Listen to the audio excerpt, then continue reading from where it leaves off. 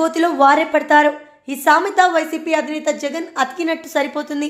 3 ఏళ్ల కిందట జగన్ సర్కార్ చేసిన పనే సోమవారం అసెంబ్లీ గేటు వద్ద రిపీట్ అయింది. ఆ సన్నివేశాన్ని చూసి కోపంతో ఊగిపోయారు పులివెందుల వైసీపీ ఎమ్మెల్యే జగన్. అంతేకాదు ఓ పోలీస్ అధికారికి వార్నింగ్ ఇచ్చారు. ఏపీ అసెంబ్లీ సమావేశాలకు వైసీపీ అధినేత జగన్ హాజరయ్యారు. ఆయన తన పార్టీ ఎమ్మెల్యేలు ఎమ్మెల్సీలతో కలిసి అసెంబ్లీకి ర్యాలీ వచ్చారు.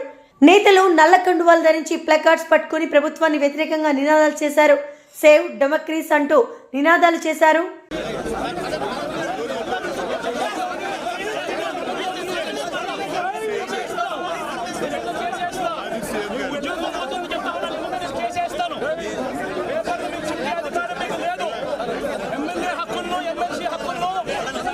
పరిరక్షించే బాధ్యత